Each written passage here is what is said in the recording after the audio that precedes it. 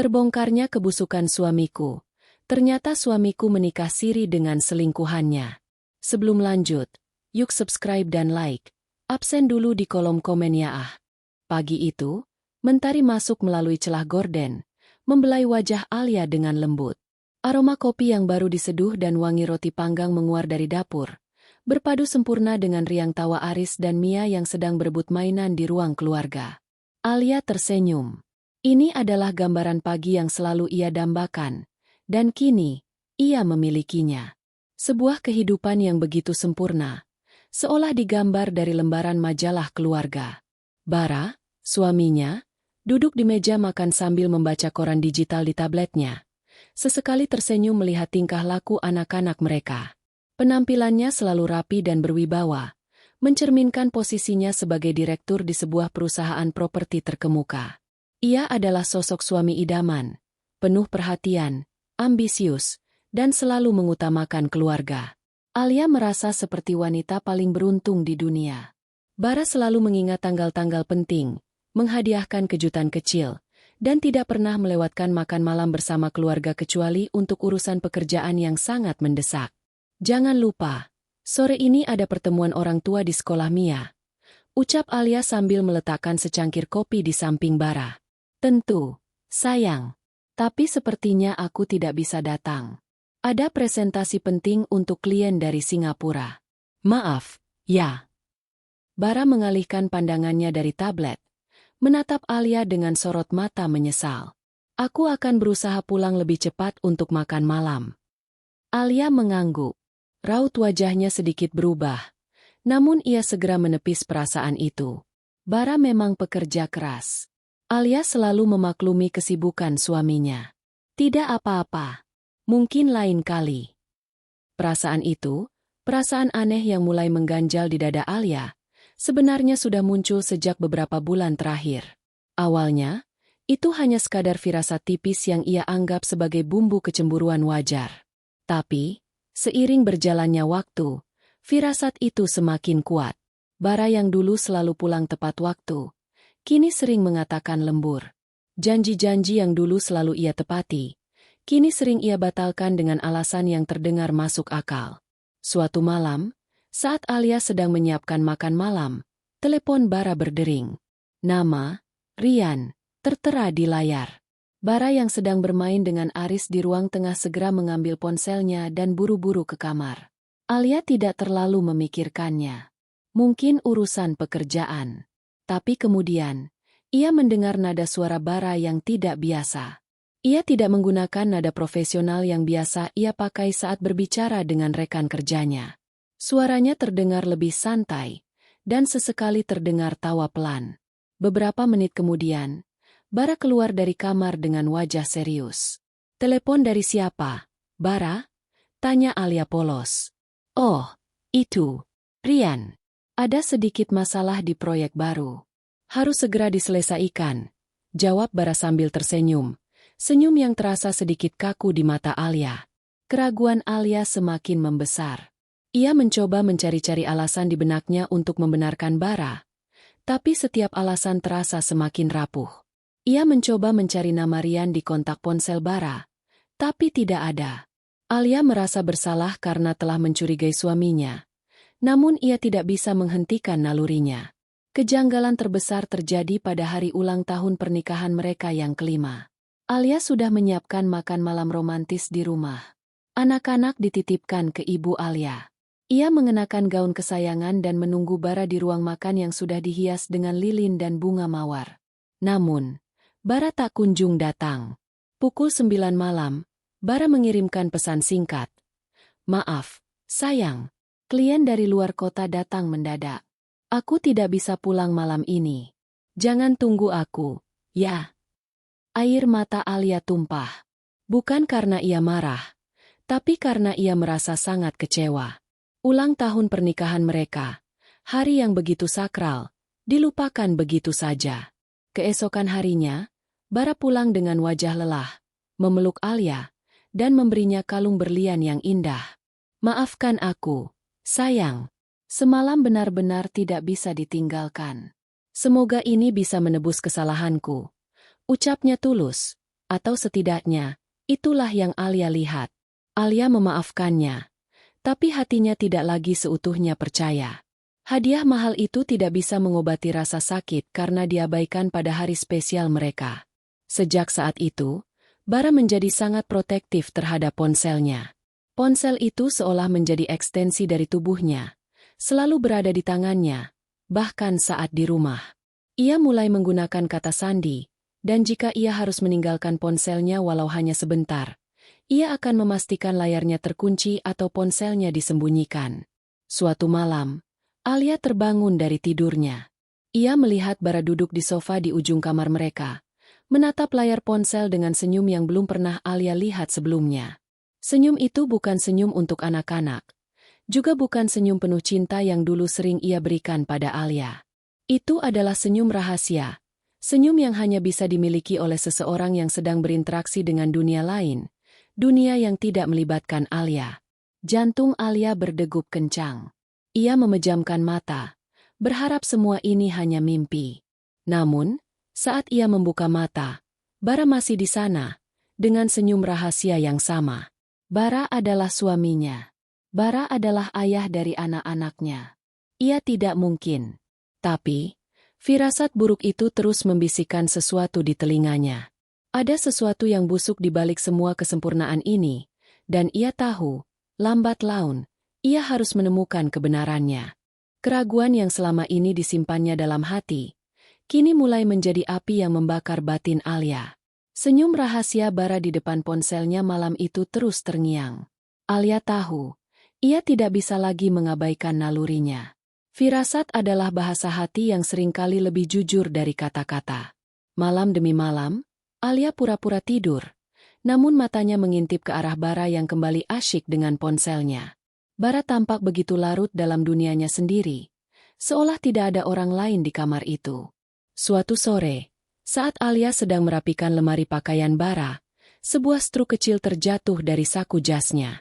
Struk itu bukan struk biasa, melainkan dari butik perhiasan ternama yang bahkan Alia tidak pernah kunjungi. Jantung Alia berdegup kencang saat melihat tanggal yang tertera, yaitu 2 minggu setelah ulang tahun pernikahan mereka. Ia teringat akan kalung berlian yang Bara berikan padanya. Apakah mungkin Bara memberikan hadiah lain untuk orang lain? Tangannya gemetar saat ia membaca detail struk itu. Sebuah gelang emas putih dengan inisial S. Siapa S? Alia mencoba berpikir positif. Mungkin itu untuk rekan kerja Bara. Tapi, mengapa harus perhiasan yang begitu mahal? Mengapa juga harus ada inisial? Alia menelan kecurigaan itu, menyimpan struk tersebut di laci pribadinya, dan pura-pura tidak tahu. Ia menunggu Bara pulang, mencoba mencari celah untuk menanyakan tentang struk itu. Namun Bara selalu datang dengan alasan lelah dan langsung tidur. Perilaku Bara semakin berubah. Ia menjadi lebih dingin, lebih cepat marah, dan sering mengabaikan Alia. Dulu, Bara selalu antusias bercerita tentang pekerjaannya. Kini, jika Alia bertanya, Bara hanya menjawab seadanya. Kehangatan dalam pernikahan mereka perlahan-lahan menghilang, digantikan oleh keheningan yang canggung dan jarak yang semakin lebar. Alia merasa seperti hidup bersama orang asing. Ia merindukan Bara yang dulu, Bara yang selalu menatapnya dengan penuh cinta. Puncaknya, suatu malam, Alia mendapati Bara sedang terlelap di sofa ruang kerja. Di sampingnya, ponsel Bara tergeletak di atas meja. Ini adalah kesempatan yang ia tunggu-tunggu. Dengan tangan gemetar, Alia mengambil ponsel itu. Layarnya tidak terkunci. Alia langsung menuju ke aplikasi WhatsApp. Hatinya berdebar tak karuan. Ia menemukan sebuah pesan yang belum dibaca dari kontak bernama Sinta. Pesan itu berbunyi, "Sayang, besok aku ke apartemen kita, ya? Kangen." Tubuh Alia mendadak lemas. Dunia yang ia kenal runtuh dalam sekejap. Sinta. Gelang dengan inisial S. Apartemen kita. Semuanya menjadi jelas. Kata-kata itu menusuknya lebih tajam dari pisau. Alia merasa mual, kepalanya pusing, dan air mata mulai membanjiri matanya. Selama ini, ia hidup dalam kebohongan. Selama ini, Bara bukan hanya sibuk bekerja, melainkan sibuk membangun kehidupan rahasia dengan wanita lain. Alia tidak membangunkan Bara. Ia kembali meletakkan ponsel itu di meja, seolah tidak pernah menyentuhnya. Ia kembali ke kamar, mengunci diri di kamar mandi, dan membiarkan air mata tumpah membasahi wajahnya. Suara tangisnya tertahan, hanya isakan-isakan kecil yang terdengar. Ia tidak ingin anak-anaknya atau Bara tahu bahwa ia sedang hancur. Malam itu, Alia tidur dengan bantal basah dan hati yang remuk redam. Keraguan itu kini berubah menjadi keyakinan yang menyakitkan. Ia tidak bisa lagi berpura-pura. Ia harus mencari tahu lebih banyak, demi anak-anaknya, demi harga dirinya. Babak baru dalam hidupnya akan segera dimulai. Babak yang akan menguak semua kebusukan suaminya. Malam itu, Alia tidak bisa tidur. Ponsel Bara yang ia lihat tadi sore kini terasa seperti kotak Pandora yang menyimpan semua rahasia pahit. Pesan dari Sinta terus terbayang di benaknya, bagaikan racun yang perlahan membunuh jiwanya. Namun, di balik rasa sakit dan hancur, muncul sebuah tekad kuat. Alia tidak akan diam.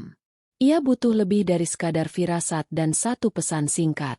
Ia butuh bukti yang tak terbantahkan. Keesokan harinya, saat Bara sudah berangkat kerja, Alia mengambil ponselnya dan menghubungi Maya, sahabat karibnya sejak SMA. Maya adalah satu-satunya orang yang Alia percaya untuk menceritakan semua keraguan dan ketakutannya. Tanpa ragu, ia menceritakan tentang perubahan sikap Bara, struk perhiasan, hingga pesan WhatsApp dari Sinta. "Ini gila, Alia," respons Maya. Suaranya terdengar kaget sekaligus marah. "Kita harus cari tahu siapa Sinta itu dan di mana apartemen kita yang dia maksud."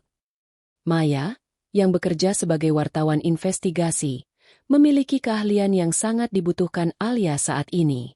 Ia menawarkan diri untuk membantu Alia melakukan penyelidikan. "Jangan bertindak sendirian, Al. Ini bisa berbahaya. Kita butuh rencana yang matang." Rencana pun disusun. Langkah pertama, mencari tahu identitas Sinta. Alia ingat Bara pernah menyebut nama asisten kepercayaannya.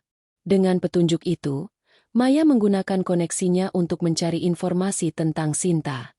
Dalam waktu singkat, Maya berhasil menemukan profil Sinta di LinkedIn. Sinta bekerja di perusahaan Bara sebagai asisten pribadi, dan foto-fotonya menunjukkan sosok wanita muda yang cantik dan modis. Langkah kedua, mencari tahu keberadaan apartemen kita. Alia teringat pesan dari Sinta menyebutkan besok Sinta akan ke apartemen.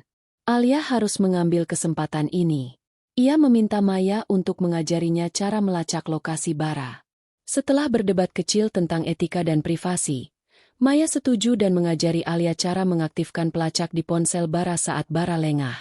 "Aku merasa sangat jahat melakukan ini," bisik Alia kepada Maya. "Tapi aku harus tahu.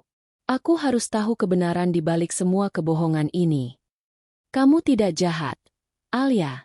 Kamu hanya berusaha menyelamatkan dirimu," jawab Maya tegas. Malam itu, Alia menunggu Bara terlelap. Dengan hati berdebar, ia mengambil ponsel Bara dan mengaktifkan fitur pelacak. Esoknya, saat Bara berpamitan untuk bekerja, Alia memeluknya seperti biasa. Namun dalam hati ia sudah memiliki tujuan lain. Ia mengikuti petunjuk dari ponsel Bara.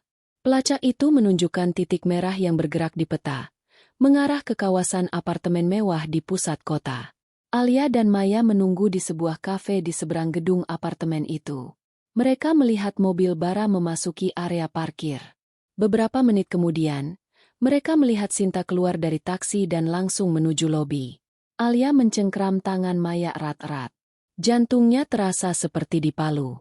Sinta, wanita di foto profil, kini ada di depan matanya.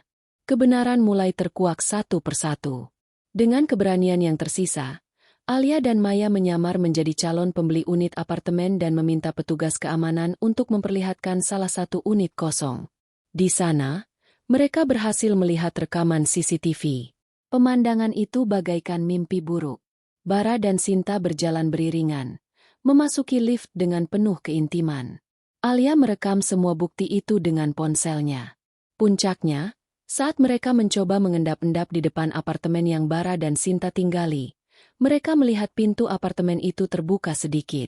Bara dan Sinta sedang tertawa riang, berpelukan di sofa, seolah mereka adalah sepasang suami istri yang baru menikah. Hati Alia hancur berkeping-keping. Air matanya tak terbendung. Di dalam apartemen, Alia melihat akta nikah siri yang tergeletak di atas meja. Tangannya gemetar saat ia memotretnya. Bukti itu tidak terbantahkan. Bukan hanya selingkuhan, tapi Bara sudah menikahi Sinta secara siri. Pengkhianatan ini jauh lebih dalam dari yang ia bayangkan. Semua keraguan, semua firasat, semua keanehan Bara, kini terkonfirmasi menjadi sebuah kebenaran pahit yang menghancurkan. Alia pulang ke rumah dengan jiwa yang hampa. Di dalam tasnya, ponselnya penuh dengan foto-foto yang akan menghancurkan kehidupannya. Foto Bara dan Sinta yang berpelukan di apartemen mewah, rekaman CCTV yang mengabadikan kemesraan mereka, dan yang paling menyakitkan, foto akta nikah siri. Bukti-bukti itu terasa dingin dan berat, bagaikan batu yang menenggelamkan semua kenangan indah pernikahannya. Ia menahan isak tangisnya di sepanjang perjalanan, berjuang keras agar air matanya tidak tumpah di depan Aris dan Mia. Begitu tiba di rumah, ia memeluk kedua anaknya erat-erat, seolah mencoba menambal lubang di hatinya dengan kehangatan mereka. Malam itu, Alia memasak makan malam seperti biasa, namun tangannya terasa kaku dan pandangannya kosong. Ia menatap piring-piring di meja makan, hatinya berdebar tak karuan. Rencananya sudah bulat. Ia akan menunggu Bara pulang dan mengakhiri semua kebohongan ini. Ia tak bisa lagi hidup dalam kebohongan yang manis. Ia butuh kebenaran, seburuk apapun itu. Pukul 21, pintu depan terbuka. Bara masuk dengan senyum lebar di wajahnya, sama sekali tidak menyadari badai yang akan menimpanya. Ia mencium kening Alia, dan kali ini, ciuman itu terasa menjijikkan bagi Alia. Bara bertanya tentang Aris dan Mia. Namun Alia hanya menjawab singkat. Keheningan yang tidak biasa itu membuat Bara mengerutkan kening. "Ada apa, sayang? Kamu terlihat lelah," tanya Bara, mencoba mengamati wajah Alia. Alia tidak menjawab. Ia hanya menunjuk ke ruang keluarga. "Duduk. Bara, ada yang harus kita bicarakan." Suara Alia terdengar dingin dan datar, membuat Bara merasa ada yang tidak beres. Ia duduk di sofa. Pandangannya beralih dari wajah Alia yang pucat ke ponsel di tangannya. Alia lalu menyajikan semua bukti di depan mata Bara, satu persatu. "Ini struk perhiasan yang kamu beli 2 minggu setelah ulang tahun pernikahan kita. Gelang emas putih dengan inisial S." Alia menaruh struk itu di meja. Bara menatapnya dengan bingung. "Itu untuk klien, sayang. Aku sudah bilang."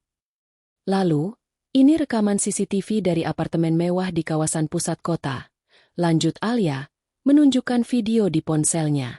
Wajah Bara seketika berubah.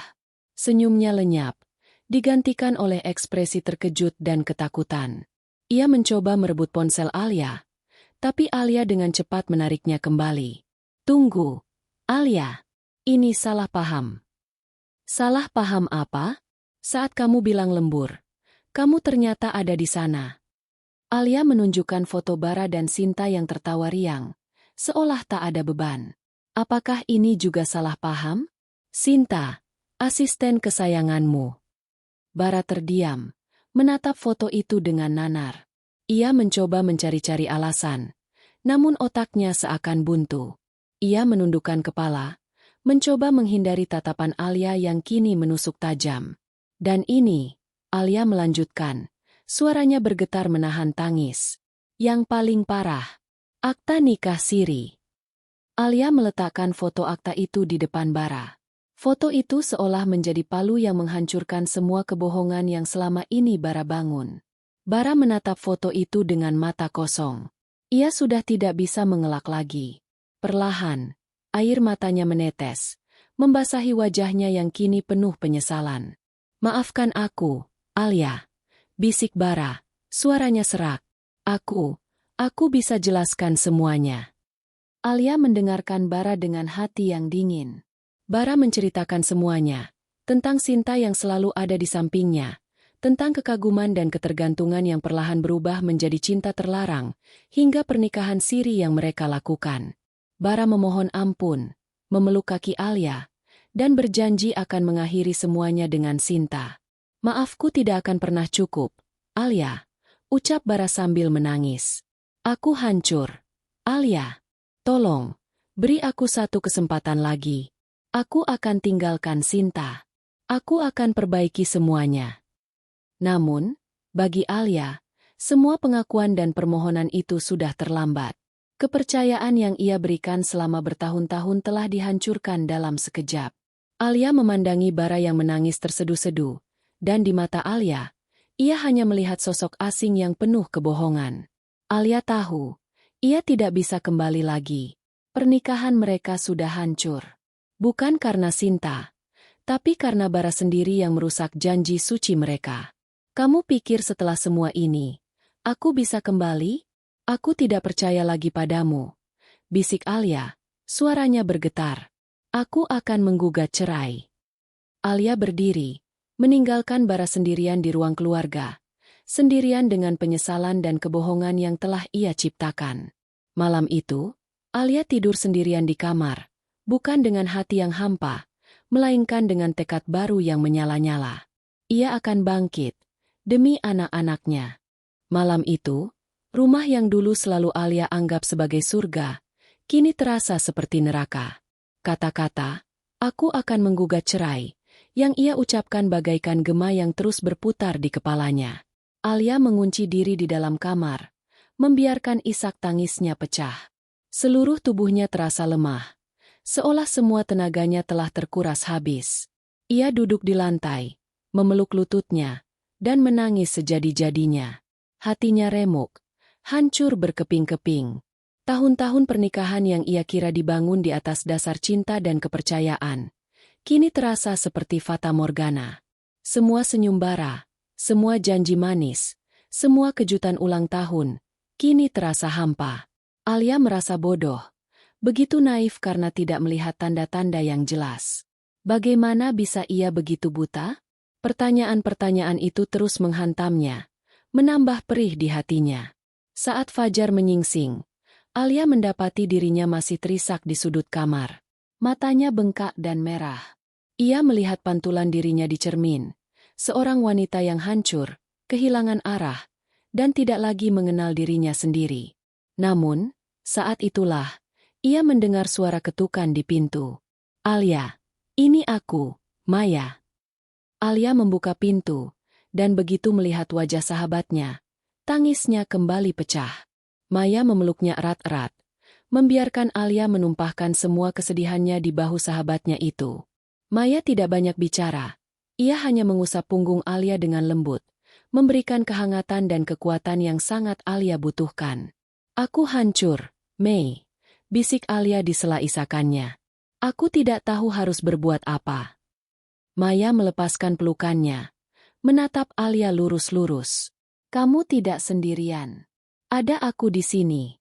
Kita akan hadapi ini bersama. Maya membantu Alia membersihkan diri, menyajikan teh hangat, dan mendengarkan semua cerita Alia. Alia menceritakan kembali konfrontasinya dengan Bara, pengakuan Bara, dan keputusannya untuk bercerai. Maya mendengarkan dengan penuh kesabaran, sesekali mengangguk, dan sesekali memaki Bara dalam hati. Kamu sudah mengambil keputusan yang tepat, Al. Kamu wanita kuat.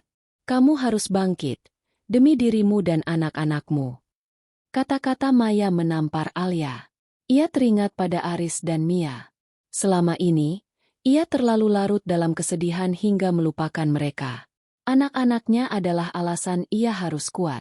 Ia tidak boleh hancur. Ia tidak boleh membiarkan pengkhianatan Bara menghancurkan kehidupan mereka. Pagi itu, Alia keluar dari kamar. Ia melihat Bara duduk di sofa dengan wajah kusut dan mata sembab. Bara mencoba mendekat, namun Alia menghentikannya dengan tatapan dingin. Jangan mendekat, Bara. Kita akan bicara dengan pengacara. Bara tidak melawan. Ia tahu, ia telah kehilangan Alia. Selama beberapa hari ke depan, Alia menjauhkan diri dari Bara. Ia makan bersama anak-anak, mengantar jemput mereka, dan melakukan semua kegiatan harian seperti biasa, namun tanpa Bara. Ia masih tinggal di rumah yang sama, namun mereka hidup seperti orang asing di bawah satu atap. Bara mencoba meminta maaf, mencoba berbicara, namun Alia tetap pada keputusannya. Ia tidak mau mendengarkan alasan apapun lagi.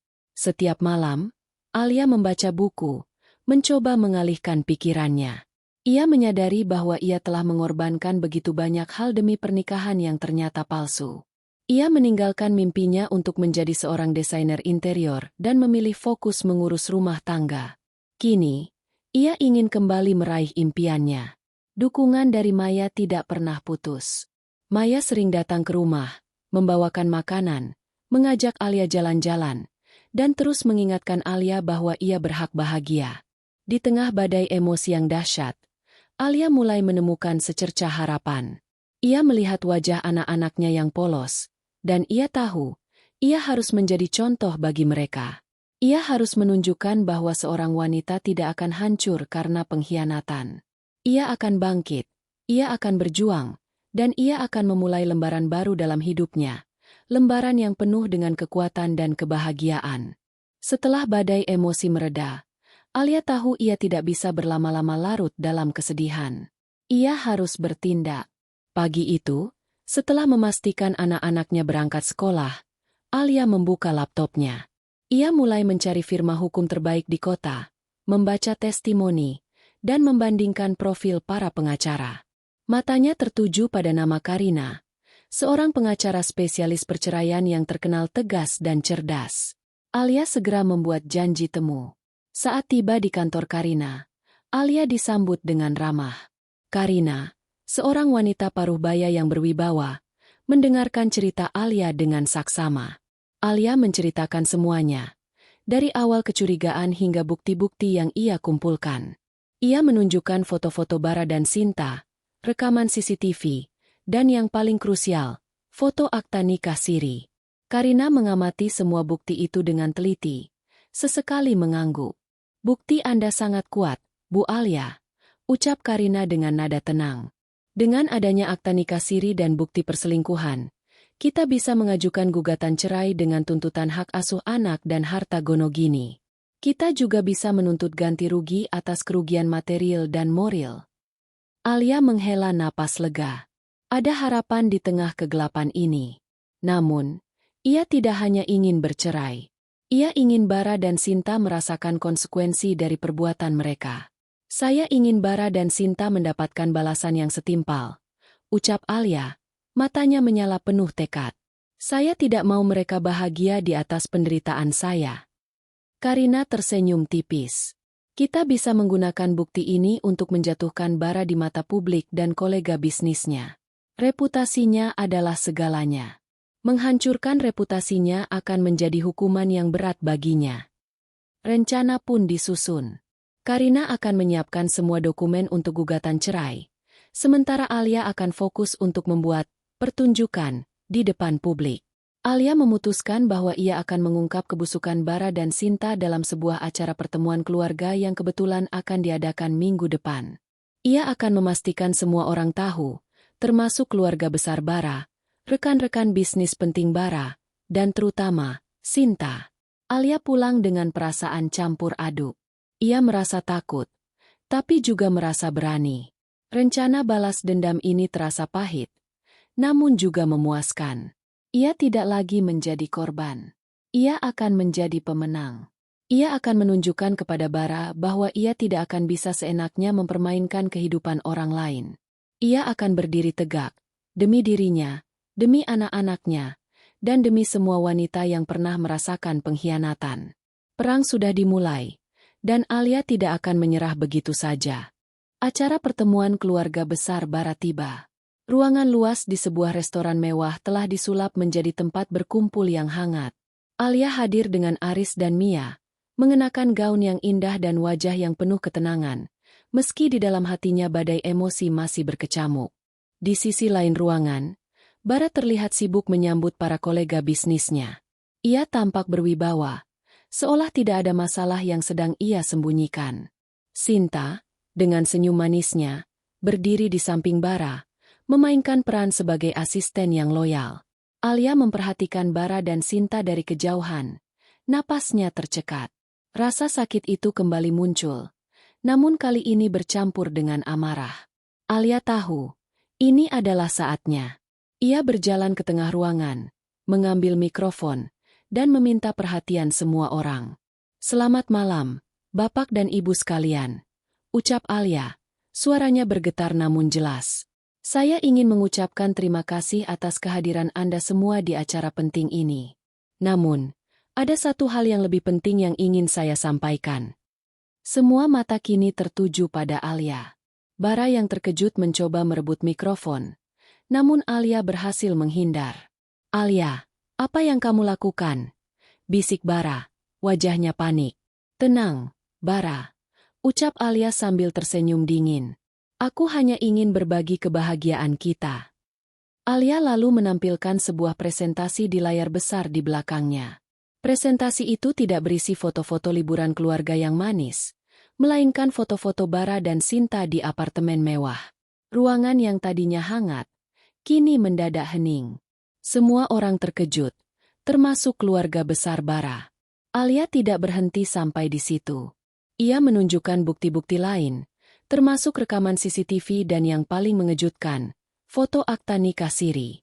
"Mungkin ada di antara Anda yang tidak tahu," ucap Alia, menatap Bara dan Sinta dengan tajam. "Tapi Bara, suami saya, telah menikah siri dengan asisten kepercayaannya, Sinta, di belakang saya. Selama ini, saya hidup dalam kebohongan." Ruangan mendadak riuh. Keluarga besar Bara berteriak marah. Para kolega bisnisnya berbisik-bisik, dan Sinta mencoba melarikan diri, namun Alia berhasil menghentikannya. "Mau lari kemana, Sinta? Anda pikir bisa lari dari kebenaran?" Bara, yang wajahnya sudah pucat pasi, mencoba menjelaskan semuanya. Namun, tidak ada lagi yang mau mendengarkannya. Reputasinya sebagai pengusaha yang jujur dan berintegritas hancur dalam sekejap. Sinta yang selama ini dicurigai oleh beberapa karyawan, akhirnya harus menerima kenyataan bahwa ia akan dipecat. Konfrontasi publik itu adalah pukulan telak bagi Bara dan Sinta. Alia berhasil mendapatkan keadilan yang ia inginkan. Ia telah menunjukkan kepada semua orang bahwa ia tidak akan menjadi korban yang diam. Ia akan berjuang, ia akan menang, dan ia akan memulai babak baru dalam hidupnya tanpa bayang-bayang Bara. Pengungkapan di pertemuan keluarga besar itu adalah sebuah ledakan. Dunia Bara dan Sinta hancur seketika. Reputasi Bara sebagai pengusaha yang jujur dan berintegritas runtuh dalam semalam. Berita tentang skandalnya menyebar dengan cepat, memengaruhi harga saham perusahaannya dan membuat para klien besar menunda proyek. Bara, yang dulu diagung-agungkan, kini menjadi bahan gunjingan. Sinta, yang dipecat secara tidak hormat, juga harus menanggung malu dan kesulitan finansial.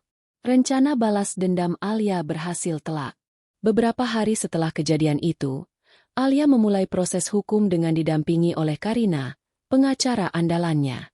Mereka mengajukan gugatan cerai di pengadilan, menuntut hak asuh penuh atas Aris dan Mia, serta sebagian besar harta Gonogini. Bara, yang kini terpojok, mencoba berbagai cara untuk menggagalkan gugatan tersebut. Ia memohon kepada Alia, mengirim pesan yang penuh penyesalan, bahkan mencoba melibatkan orang tua Alia untuk membujuknya. "Alia, tolong pikirkan anak-anak. Mohon Bara saat mereka bertemu di ruang mediasi. Mereka butuh ayah dan ibu yang utuh. Aku bersedia meninggalkan Sinta. Aku akan perbaiki semuanya." Namun, Alia tetap teguh. Ia tahu Bara hanya mencoba menyelamatkan dirinya sendiri, bukan benar-benar tulus menyesal. "Anak-anak butuh orang tua yang jujur, Bara," jawab Alia dingin. "Mereka akan lebih baik tanpamu yang penuh kebohongan." Proses persidangan berjalan alot. Bara, melalui pengacaranya, mencoba memutarbalikkan fakta. Ia menuduh Alia tidak becus mengurus anak dan menuntut hak asuh bersama. Ia juga mencoba mempertahankan harta Gonogini dengan berdalih bahwa itu semua adalah hasil jerih payahnya sendiri. Namun, Karina dengan cerdas menghadapinya. Ia menyajikan semua bukti yang telah Alia kumpulkan, foto, rekaman, hingga akta nikah siri yang menjadi bukti tak terbantahkan. Pada akhirnya, Hakim memutuskan untuk memenangkan Alia. Berdasarkan bukti yang ada, Hakim menganggap Bara tidak pantas mendapatkan hak asuh anak. Harta Gonogini pun dibagi secara adil, dan Alia mendapatkan sebagian besar, yang cukup untuk memulai hidup baru. Kemenangan ini bukan akhir dari penderitaan, melainkan awal dari babak baru. Alia keluar dari ruang sidang dengan air mata haru. Ia tidak hanya mendapatkan keadilan hukum, tetapi juga menemukan kekuatan dalam dirinya sendiri. Ia membuktikan bahwa ia tidak akan menjadi korban selamanya. Ia akan bangkit, ia akan berjuang, dan ia akan memulai lembaran baru dalam hidupnya tanpa bayang-bayang Bara. Kemenangan di pengadilan adalah akhir dari satu babak, namun juga awal dari babak baru bagi Alia. Setelah resmi bercerai, ia tidak lagi memiliki beban berat yang menghantuinya. Bara telah menjadi masa lalu yang pahit. Dengan modal dari harta Gonogini, Alia memutuskan untuk memulai hidup baru. Ia tidak ingin berlama-lama larut dalam kesedihan, melainkan ingin bangkit dan menunjukkan pada Bara, dan pada dirinya sendiri, bahwa ia bisa mandiri. Alia kembali pada passion lamanya, desain interior. Ia menyewa sebuah ruko kecil di pusat kota, mengubahnya menjadi studio desain yang modern dan nyaman. Dengan bantuan Maya, Alia mulai membangun jaringan dan mencari klien. Berkat selera estetikanya yang tinggi dan ketelitiannya dalam bekerja, studio desain Alia dengan cepat mendapatkan reputasi yang baik. Orderan mulai berdatangan, dan Alia tenggelam dalam kesibukannya, menemukan kebahagiaan baru dalam setiap proyek yang ia kerjakan. Di rumah, Alia menjadi sosok ibu yang tangguh bagi Aris dan Mia. Ia memastikan mereka tidak kekurangan kasih sayang, dan ia selalu ada untuk mereka. Ia tidak menjelek-jelekan Bara di depan anak-anak, melainkan menjelaskan dengan jujur bahwa Bara akan tetap menjadi ayah mereka, meskipun kini mereka tinggal di rumah yang berbeda. Alia ingin anak-anaknya tumbuh menjadi pribadi yang kuat, tidak terbebani oleh kesalahan orang tua mereka. Alia tidak hanya fokus pada pekerjaan dan anak-anak. Ia juga mulai membuka diri untuk pertemanan baru, mengikuti kelas yoga, dan bergabung dengan komunitas wanita mandiri. Ia menemukan banyak wanita yang memiliki cerita serupa dengannya. Ia menyadari bahwa ia tidak sendirian. Pengalaman pahitnya telah mengubahnya menjadi sosok yang lebih kuat, lebih bijaksana, dan lebih menghargai kebahagiaan sejati. Suatu sore, saat ia sedang bekerja di studio, Bara datang. Wajahnya terlihat lelah dan penuh penyesalan. "Aku melihatmu di majalah, Al," ucap Bara, suaranya pelan. "Kamu terlihat sangat bahagia." Alia tersenyum. Senyum itu bukan lagi senyum yang penuh cinta, melainkan senyum kebahagiaan yang tulus dari seorang wanita yang telah menemukan dirinya kembali. "Aku memang bahagia, Bara," jawab Alia. "Aku berterima kasih padamu.